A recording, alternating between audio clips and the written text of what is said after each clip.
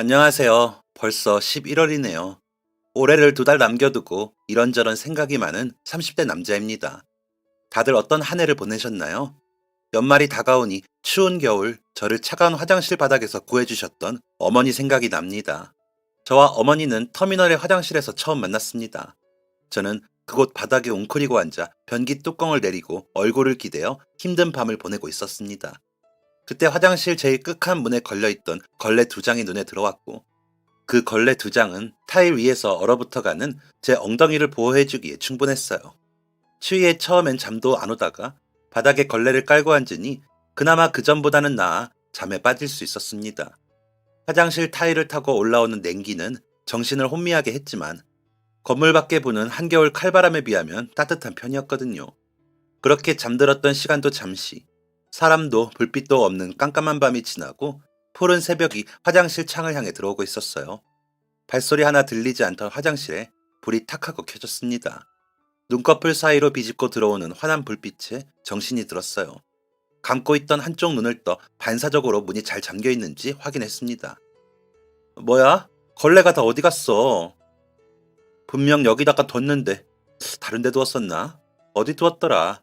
나 참, 내 정신 좀 봐. 여러 번 문을 여닫는 소리가 들려왔습니다. 아무래도 제 엉덩이 밑에 깔린 걸레를 찾는 듯 했어요. 어떡하지? 어떡하지? 제발 그냥 넘어가기를 바랐어요. 여러 번 화장실 문이 열리고 닫히는 소리가 들리다가 발소리가 우뚝 제 앞에 멈춰섰습니다. 덜컹덜컹. 제가 있는 칸의 문이 열리지 못하고 덜컹거리는 소리를 내니 칸 앞에 서서 문을 열려던 사람의 당황하는 목소리가 연이어 들렸어요. 뭐야, 이건 또 왜 이래? 안에 누가 있어요? 저는 들키지 않으려 입을 틀어막고 최대한 숨 죽였습니다. 밖에서 한숨소리가 들려왔어요. 아유, 문도 안 열린 터미널에 누가 있을 리가 있나. 아이고, 문을 누가 걸어 잠근겨. 안에 사람이 없다고 생각했는지 발걸음이 멀어졌고 들키지 않았다는 것에 안도하며 다시 고개를 기대었습니다. 그런데 얼마 가지 않아 갑자기 역한 문이 열리는 소리가 들렸고 이놈의 문짝은 시도 때도 없이 고장. 엄마야! 놀라는 비명소리와 함께 제 머리 위로 긴 막대 하나가 떨어졌습니다. 아야, 아이고고 괜찮아요? 놀라서 간 떨어질 뻔했네. 문 좀 열어봐요. 열쇠가 따로 있는 걸쇠가 아니라서 잠긴 문을 밖에서 열 방법이 없으니 옆칸 변기를 밟고 올라와 막대로 문을 열 참이었던 것 같았습니다. 저는 결국 얼굴을 움켜쥔 채 문을 열었어요. 변기 옆에 웅크리고 앉아있는 저를 본 아주머니께서는 아까보다 더 놀란 비명을 지르셨습니다. 아이고 뭐야, 애기 아니여. 집에 안 가고 여기서 뭐 하는겨? 아니 화장실에 애가 있는데 다들 문 걸어 잠그고 퇴근한겨? 아까 얼굴은 괜찮아? 아주머니는 말씀을 하시다 말고 불쑥 저와 같은 눈높이로 쭈그려 앉으셨습니다. 막대가 떨어지며 다친 얼굴을 자세히 들여다보시다가 고개를 뒤로 빼며 제 어깨와 손을 번갈아 쳐다보며 손으로 훑어보셨어요. 아주머니의 거칠고 도톰한 손바닥이 제 양쪽 손등에 닿았다가 떨어졌습니다. 아가, 너 집이 어디니? 네 엄마는 어디 있어? 아빠는 여기서 잔 거야? 저는 아주머니의 손을 멍하니 바라보았습니다. 쭈글쭈글하고 울퉁불퉁한 손, 그 손을 다시 잡고 싶은 생각이 마구 들었어요. 거칠고 도톰한 손이었지만 그 짧은 순간에도 너무 따뜻했거든요. 제가 말이 없자 아주머니께서는 다시 한번 제 옷깃과 뺨을 쓰다듬으셨습니다. 아가야, 너 씻지도 않고 모습이 꼭... 너 밥은 먹었니? 밥이라는 단어에 그제야 고개를 들어 아주머니의 얼굴을 바라보았어요. 밥은 먹었니? 하는 그 질문이 마치 밥 줄까? 하는 말처럼 들렸기 때문입니다. 손만큼이나 쭈글쭈글한 얼굴을 한 아주머니께서 한참을 대답 없이 자신을 빤히 바라보기만 하는 제가 우스웠는지 피식하고 바람 빠진 웃음을 내뱉으셨습니다. 뭘 그리 빤히 보기만 하는겨. 아이고, 이 어린 것이. 어여 일어나 밥 먹으러 가자. 아주머니는 그런 저를 일으켜 세워 터미널 근처에 있는 국밥집으로 데려가셨습니다. 따끈하고 짭짤한 국물이 입안에 들어오자 눈물과 콧물이 멈추지 않고 흘렀습니다. 아주머니는 그런 저를 보며 혀를 쯧쯧 차면서도 휴지를 뜯어 얼굴 여기저기를 닦아주셨어요. 천천히 꼭꼭 씹어 먹어. 아주머니는 그렇게 말씀하셨지만 저는 천천히 먹을 수가 없었습니다. 너무 맛있었거든요. 식사는 순식간에 끝이 났습니다. 아가, 너 혼자 목욕할 수 있어? 식사가 끝나고 아주머니 손에 이끌려 도착한 곳은 목욕탕이었습니다. 네, 그러면 여기 들어가서 목욕하고 이따 아줌마가 다시 데리러 올 테니까 그때까지 기다릴 수 있겠어? 너 밥 먹인다고 늦었어. 아줌마 지금 뛰어가도 엄청 혼나. 네. 김 사장, 얘 혼자 목욕할 건데 괜찮지? 나 마칠 때까지는 여기 있어야 될 것 같은데. 얘가 누군데 그려? 아유, 말하자면 복잡해. 부탁 좀 해. 나 금방 올게. 걱정 말고 댕겨와. 자, 보자. 아가, 이 열쇠 가지고 들어가서 씻으면 돼. 다 씻으면 이리로 나와. 여기 앉아서 기다릴게. 할 수 있지? 네. 저는 목욕탕 아주머니가 주신 열쇠를 가지고 혼자 목욕탕으로 들어갔습니다. 따뜻하다 못해 후덥지근한 목욕탕에 들어가니 고드름처럼 얼어붙었던 손가락과 발가락이 흐물흐물 녹아내리는 듯 했어요. 그렇게 따뜻한 물로 한참 목욕을 하고 나오니 목욕탕 아주머니께서 바나나 우유에 빨대를 하나 꽂아 제게 내미셨습니다. 먹어, 달어. 먹어본 기억이 있는 우유였어요. 달콤하고 향긋한 우유를 그대로 쭉 한 모금 하고 앉아있으니 목욕탕 아주머니께서 다시 말을 걸어오셨습니다. 이름이 뭐야? 몇 살이니? 아주머니께서는 그 외에도 여러 질문을 해오셨지만 저는 아무것도 대답할 수가 없었습니다. 제가 아는 것이 없었거든요. 저는 저를 모르는 사람이었습니다. 나는 태어나서 한 번도 누군가에게 불려본 적이 없는 사람인가? 속으로 생각했습니다. 이름은 어떻게 아는 거지? 아주머니께서 주신 수건들을 네모난 모양으로 개고 있으니 시간은 금방 흘렀습니다. 쨍그랑 출입문에 달린 종이 울릴 때마다 입구를 쳐다보았습니다. 다시 오신다고 했던 아주머니께서 오시지 않을 것 같았거든요. 그러나 그런 저의 생각과는 달리 수차례 종소리가 울리고 나서야 아주머니께서 문을 열고 들어오셨습니다. 아가, 가자 이제. 오늘 일찍 퇴근이네. 네, 봐줘서 고마워. 먼저 들어갈게. 문을 열고 나오자 하늘에서는 눈이 내리고 있었습니다.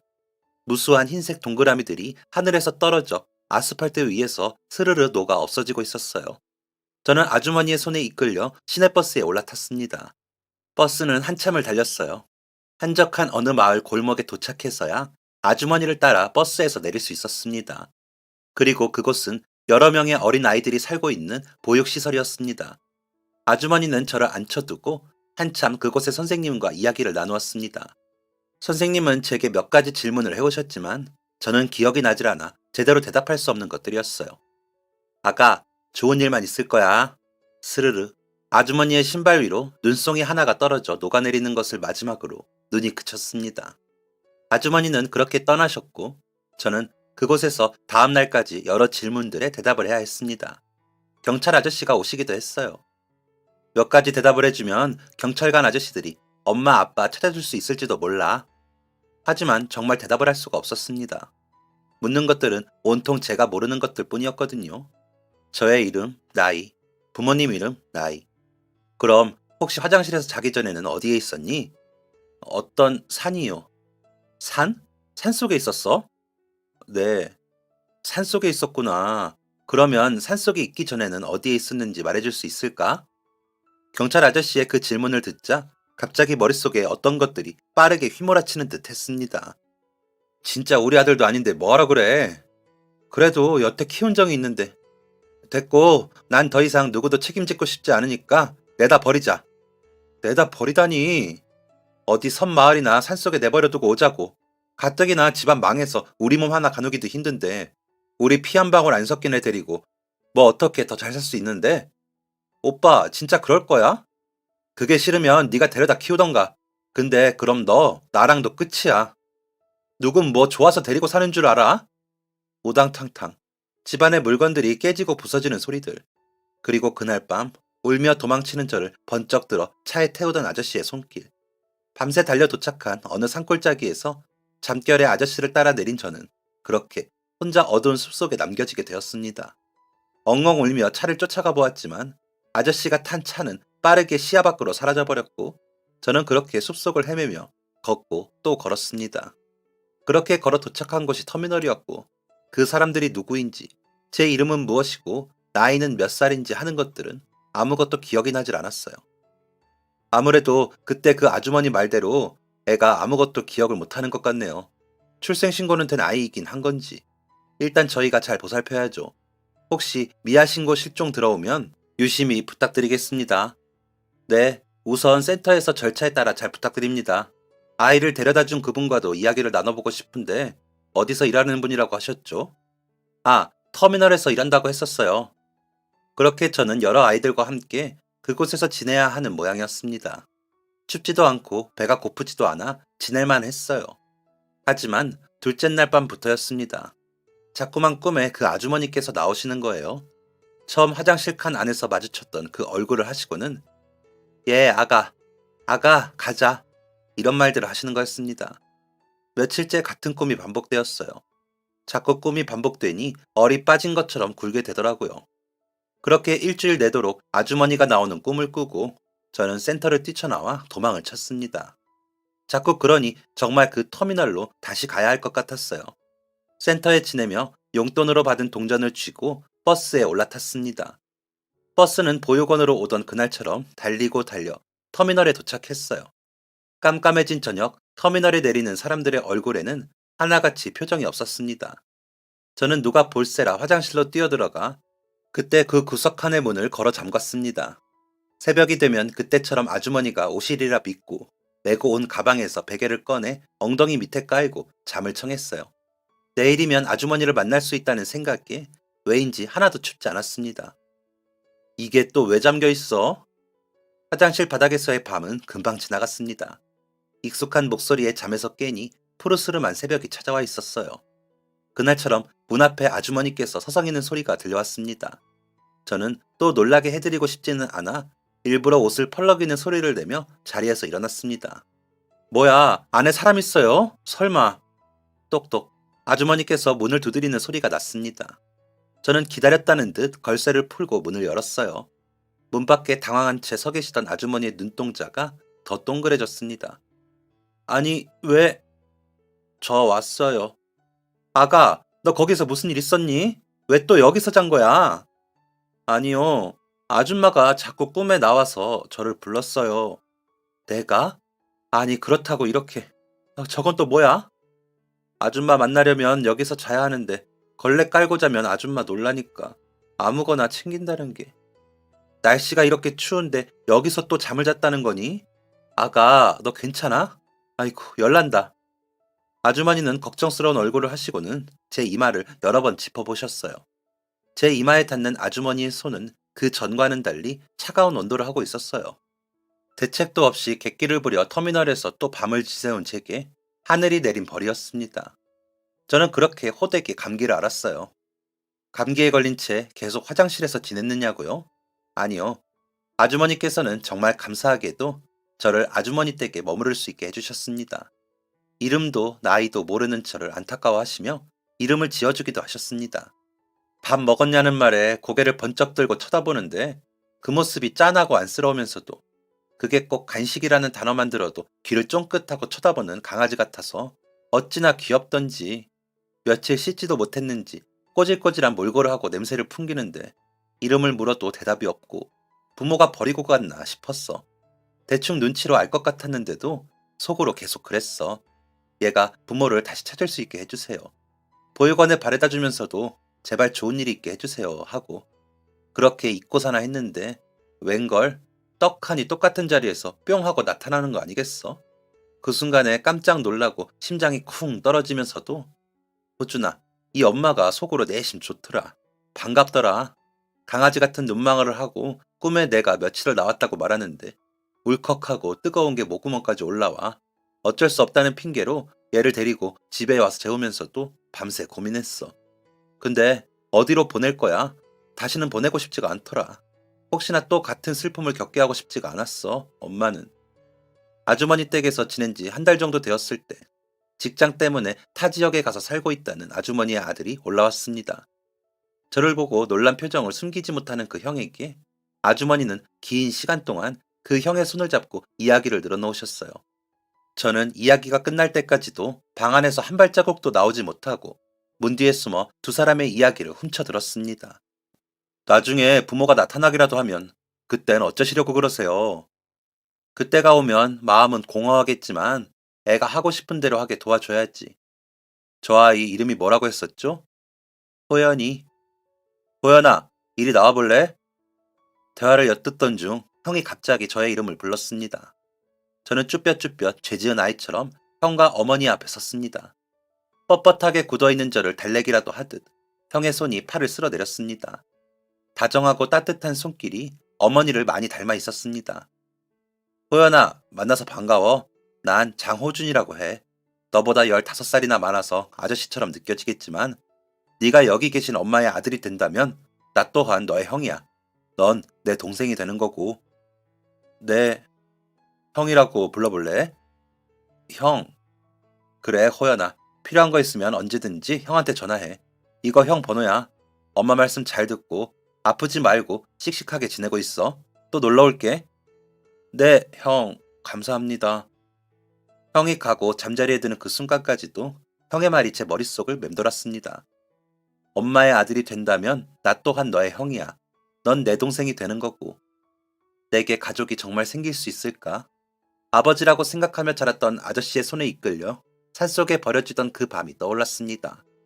엄마 말씀 잘 듣고 아프지 말고 씩씩하게 지내고 있어야겠다. 매일 밤마다 형이 해주었던 말을 곱씹으며 잠자리에 들었습니다. 하루하루 지날수록 아주머니와 제 사이는 각별해졌고 저는 더 이상 눈물을 흘릴 일이 없었습니다. 꿈을 꾸고 있는 건가? 라는 생각이 들 정도로 저를 많이 예뻐해 주셨어요. 저는 어른이 된 지금도 사람들이 제게 첫사랑을 물으면 그때를 이야기합니다. 사랑이라는 감정이 무엇이고 또 그것이 얼마나 행복한 감정인지를 처음 알려주신 분이었으니까요.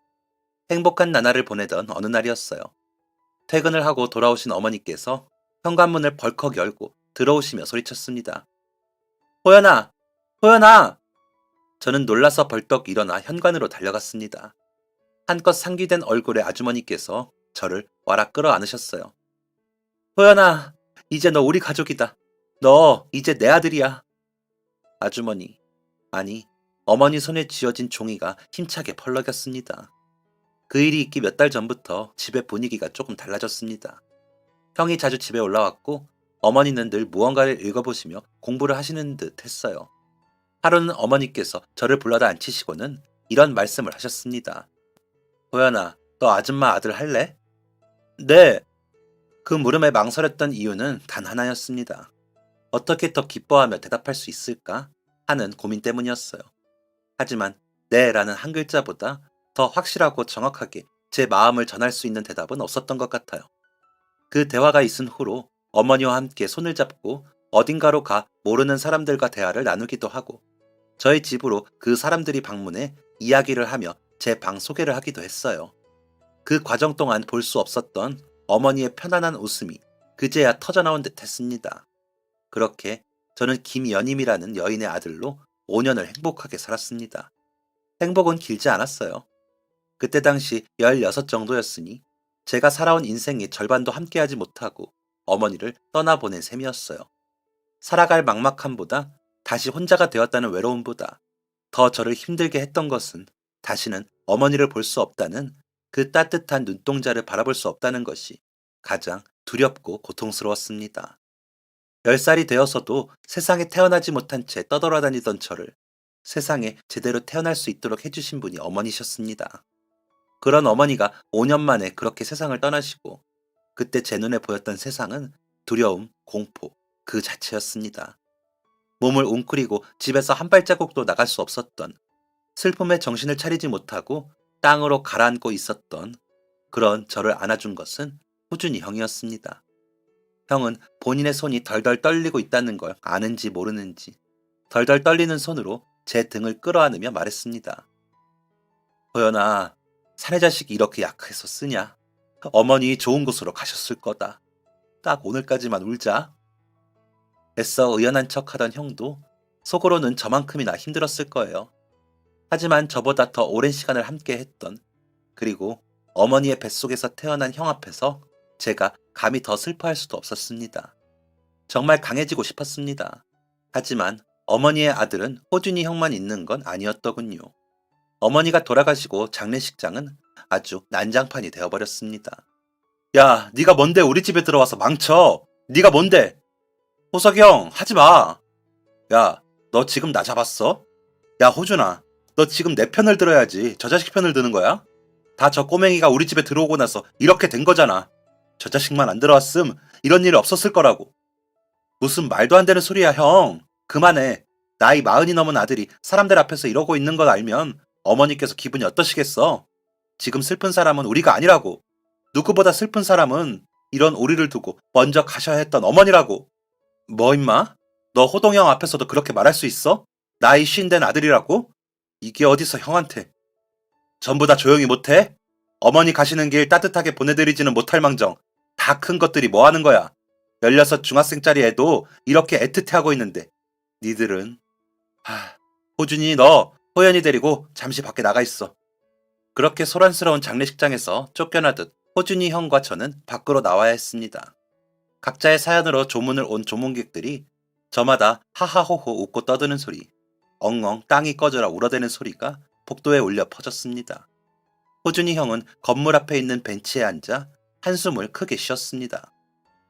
호석이 형 말 신경 쓰지 마. 내가 둘째 형이랑 7살 차이야. 형이 날 무시할 만하지. 내가 우리 집 늦둥이 막내였거든. 네가 오고 난 막내에서 탈출했지만. 호연아, 호석이 형 말 정말 신경 쓰지 마. 저 형, 엄마가 너 막내 아들 삼는다 그러셨을 때 네 사진 보고 귀엽다고, 예쁘다고 했던 형이야. 예쁜 동생 있어 든든하다고 그랬던 형인데 어머니가 돌아가셔서 힘들어서 괜히 너한테 그래. 아무리 힘들어도 너한테 그러면 안 되는 건데. 일단 너한테 사과할 때까지는 너도 화나 있어. 그래도 돼. 다만 나 네가 상처받을까봐 걱정돼서. 상처받지 말라고 하는 말이야. 응, 형, 알겠어. 내가 큰형을 어떻게 미워해. 밉지도 않고 나 상처 같은 거 안 받아.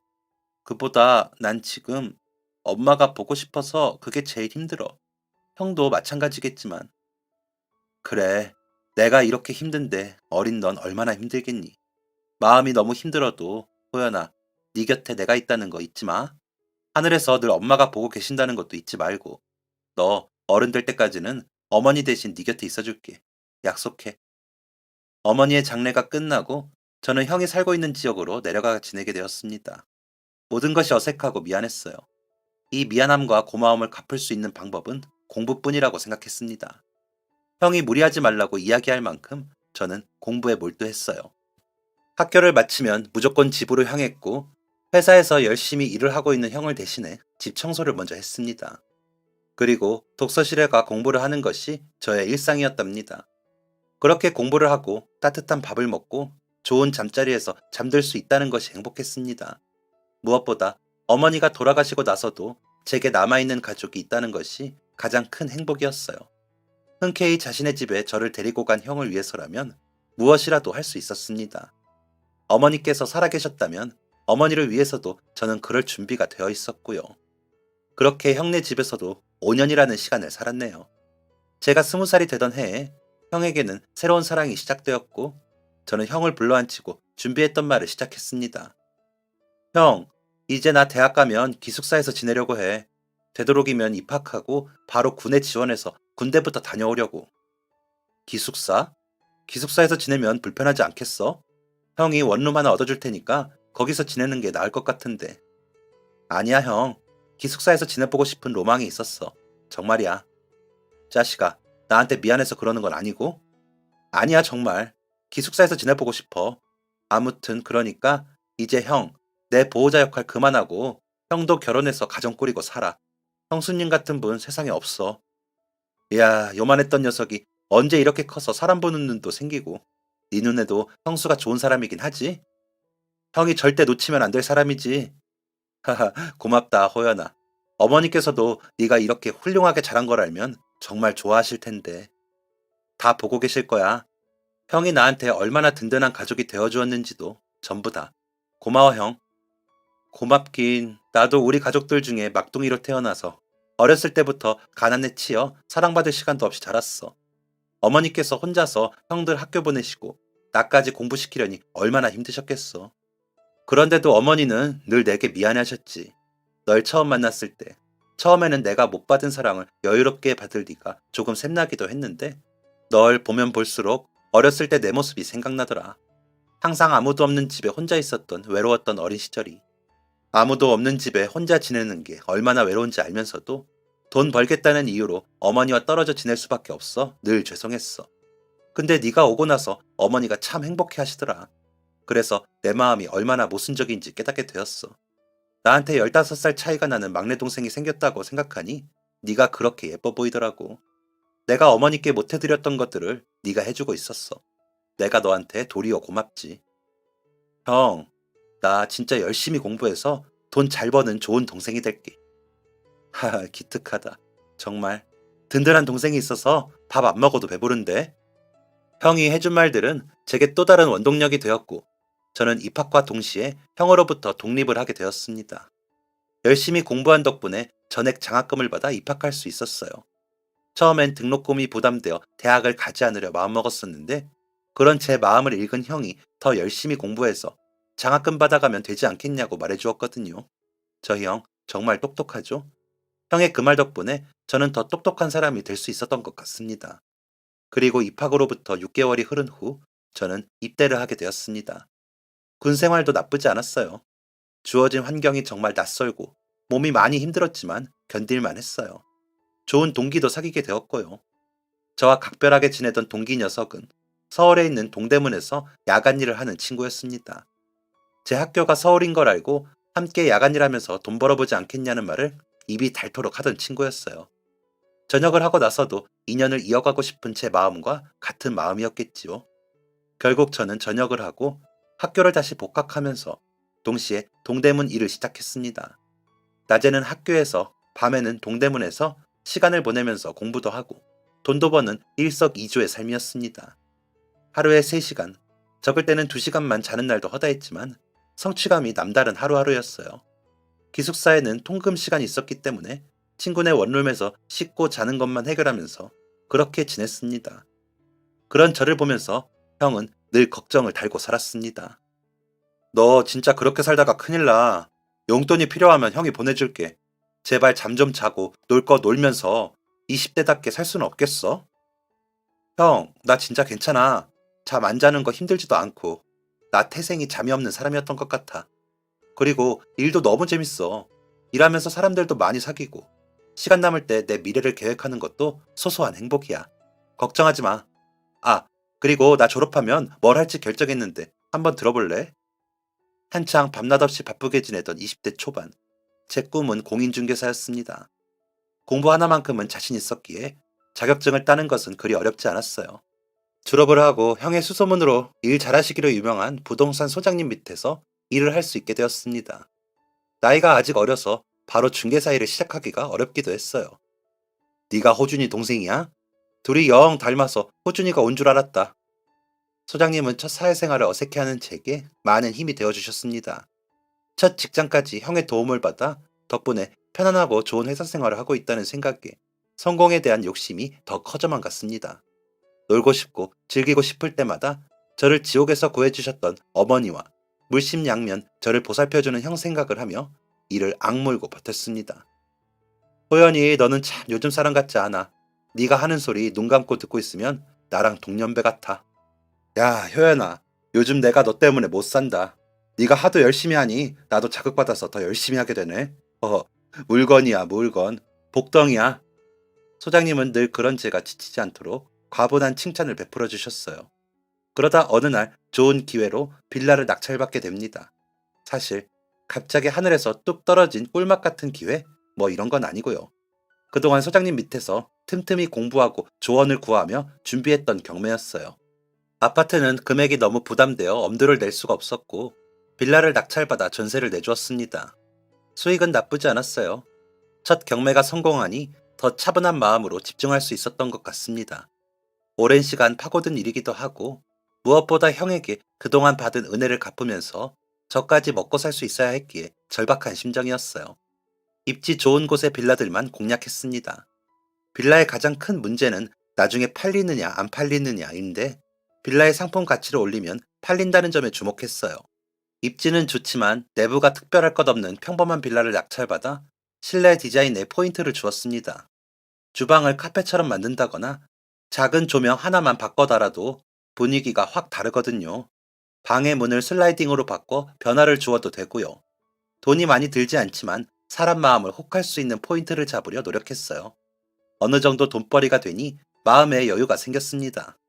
물어물어 입소문을 듣고 온 사람들에게 무료로 컨설팅을 해주기도 했어요. 그때 무료로 컨설팅을 해드렸던 분들이 종종 제게 그런 말씀을 하셨습니다. 아니, 직접 하다가 경력 쌓아서 강사해도 되겠어요? 제가 평생을 오직 성공을 위해서만 살았거든요. 어머니와 형에게 은혜를 갚고 싶은 절실한 마음에. 그래서 남들이 조언 삼아 칭찬 삼아 해주는 말들을 절대 하나도 그냥 지나치지 못하는 버릇이 있었습니다. 그러니 어떻게 했겠습니까? 그분들의 말씀을 듣고 강사가 되기 위해 준비를 시작했어요. 그때까지만 해도 그렇게 화려한 경력은 아니었고, 나이도 어려서 사람들에게 많은 신뢰를 주진 못할 거라 생각했습니다. 하지만 몇 년 후, 인테리어뿐만 아니라 다른 부분들까지 점차 노하우가 늘어나자, 제가 먼저 강사 일을 시작하지도 않았는데 강사가 되어 있더군요. 소문을 듣고 지인의 추천으로 여기저기서 찾아온 사람들이 모여 돈을 줄 테니 강의 한 번만 해달라고 줄을 서기 시작했습니다. 솔직히 말해서 어안이 벙벙하기도 했고 또 한편으로는 무섭기도 했어요. 막연히 꿈꿔왔던 일들이 눈앞에 펼쳐지고 있었으니까요. 하고 있는 일이 점점 커지고 벌어들이는 수익이 커지면 커질수록 자꾸만 어머니 생각을 하게 되었습니다. 그때 만약 터미널 화장실에 자고 있는 나를 어머니가 그냥 지나치셨더라면 나는 이렇게 좋은 환경에서 공부하고 취직하고 돈을 벌 수 있었을까? 그때 어머니가 나를 구해주시지 않았더라면 내가 평생 살면서 이런 돈을 만져볼 수나 있었을까? 모든 것이 다 어머니 덕분이다. 지옥 같은 10살 인생을 구해주신 어머니 덕분이다. 그때가 나의 태초이고 나는 그때 어머니로 인해 다시 태어난 사람이다. 절대 잊지 말자, 지금 마음을.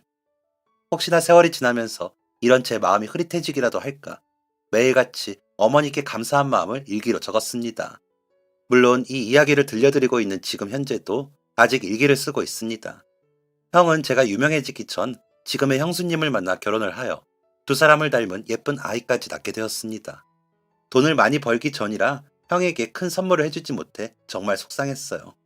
형의 나이에 맞게 크려면 제가 좀 더 분발해야겠다고 생각했습니다. 그리고 그런 생각을 하던 와중 형의 결혼식에서 만나 알게 된 형수님의 친한 동생분과 좋은 인연을 이어가게 되었습니다.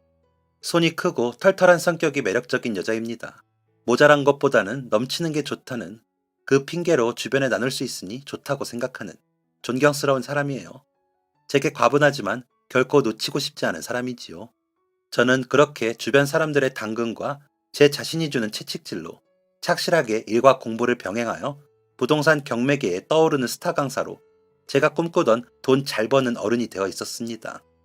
생판 모르는 남들에게 인정받고 격려받는 그 재미는 또 다른 재미가 있더라고요.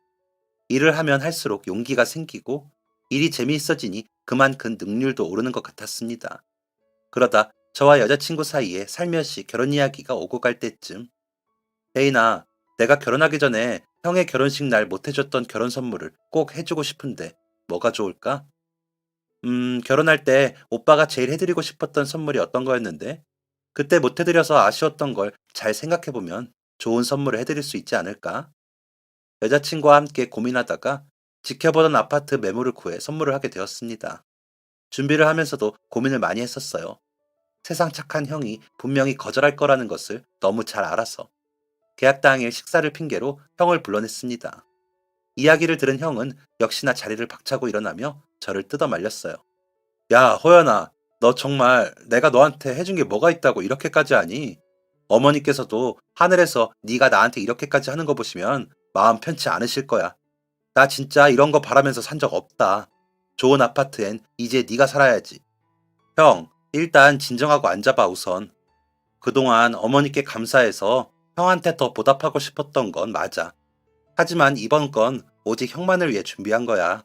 형, 형도 일하면서 먹고 살기 바쁠 때 어린 나 데려다 키웠잖아. 나 사춘기 왔을 때 그 어떤 부모들보다 현명하게 나 가르쳤잖아. 지금 내 모습을 봐. 이렇게 멋있고 다정한 남자로 클 수 있었던 건 다 형 덕분이야. 안 그래? 그러니까 형, 너무 남처럼 그렇게 부담스러워하지 마. 형이 만약 나만큼 돈이 생겼다면 형도 나처럼 하지 않았겠어? 내 모든 우선순위엔 늘 형이 1순위인걸. 그리고 나도 아파트 샀어. 그동안 나 친동생 대하듯 대해주신 형수님께도 감사해서 그러니 이번 것까지만 받아줘. 나 이제 결혼하면 이렇게까지 신경 못 써준다. 내가 정말 너 때문에 어떻게 해야 할지 모르겠다. 장호연, 너의 형수도 이 얘기 들으면 아주 기겁을 할 텐데. 호연아, 형이 너한테 해준 거에 비해 너무 많은 걸 받는다. 이제 다시는 이런 큰 마음 나한테 쓰지 않겠다고 약속해. 너 이제 형보다 재수 씨한테 더 다정하고 잘해줘야지 마. 네 우선순위 1순위에서 형은 이만 물러날게. 제발 그 자리에 재수 씨 앉혀드려라. 응? 저의 설득에 두 손 두 발 다 들어버린 형은 결국 제 선물을 받아주었고, 긴 대화 끝에 앞으로는 저는 제 아내에게 최선을 다하고 형은 형수님과 조카에게 최선을 다하며 사는 것이 저의 형제가 서로를 위하는 가장 큰 방법이라고 규칙을 만들었어요. 물론 저는 뒤로 어떻게 더 좋은 걸 해줄까 늘 고민하고 있지만, 하하. 그리고 형과 제가 만든 가장 큰 규칙은, 아니, 규칙이라기보다는 앞으로 함께할 방향에 대해 이야기했는데요. 아무리 사랑하는 형에게 모든 걸 다 해주어도 어머니께 진 고마움의 빚이 덜어지지 않는다고, 그래서 더 형에게 집착해서 자꾸 뭔가를 해주고 싶어진다고 털어놓았더니 고민하던 형이 이런 제안을 했습니다. 그럼 우리 둘 다 어머니께 감사했던 마음으로 홀로 지내는 어르신들을 도와드려보는 건 어떨까? 그 말을 하는 형의 얼굴이 제게는 장동건, 원빈, 정호성, 이정재보다 빛나고 잘생겨 보였답니다. 사람이 이렇게까지 착할 수가 있나요? 전 어머니와 형의 뒤를 따르려면 아직 한참 멀고도 멀었다는 걸 느꼈어요. 그때 형이 했던 멋진 제안으로 지금 저희 형제는 각자의 삶을 착실하게 살다가 한 달에 2번 가족끼리 다 함께 만나 봉사활동을 다니고 있습니다. 제 마음에 비하면 소소하지만 기부금도 전달하고 있고요. 제 아내에 대해 궁금하시다면, 아내 이야기를 하려니 오늘 들려드린 이야기만큼 또 긴 이야기가 시작될 것 같은데요. 제게 한없이 과분하고 매력적인 사람이라고 자랑하고 싶기는 하네요. 저 또한 늘 아내에게 좋은 남편, 자랑스러운 남편이 되고자 노력하고 있는데 아내 생각에 제가 좋은 남편일지 궁금해집니다. 사연을 보내고 나면 아내에게 한번 슬쩍 물어봐야겠어요. 여러분, 피보다 진한 사랑이라는 말을 들어보신 적 있으신가요? 저는요, 세상에서 그 말이 제일 좋습니다. 흔히들 피가 섞인 가족이라고 표현하잖아요. 전 엄마도 아빠도 없으니 지금 저의 가족들은 모두 피가 섞이지 않은 가족들이거든요. 그래서 그 말이 좋아요. 피보다 진한 사랑. 꼭 피가 섞인 가족이 아니더라도 이렇게나 뜨겁고 진한 사랑을 나누는 가족들이 제 곁에 있다는 증거니까요. 이 사랑 절대 놓치지 않겠습니다. 그리고 지금도 제 목구멍을 타고 넘쳐 흐르는 이 무한한 사랑과 감사함을 꼭 세상에 나누고 베풀며 살겠습니다. 제 작은 도움을 받는 한 분 한 분 모두가 피보다 진한 사랑이라는 게 정말 세상에 있다는 걸 믿을 수 있도록 더 많이, 더 넓게 나누고 살겠습니다. 그리고 그분들 역시 훗날 시간이 지나서 지금의 저처럼 남들에게 나누고 싶은 마음이 충만한 사람이 될 수 있기를 기도해 봅니다. 이야기 들어주셔서 감사합니다. 여러분은 이제 앞으로 제가 나눌 사랑의 증인이십니다. 이야기를 들어주신 여러분에게도 항상 좋은 일, 감사한 일이 가득하시길 진심으로 응원합니다. 감사합니다. 지금까지 사연 들어주셔서 감사합니다. 사연이 재밌으셨다면 구독과 좋아요를 눌러주세요. 감사합니다. 안녕히 계세요.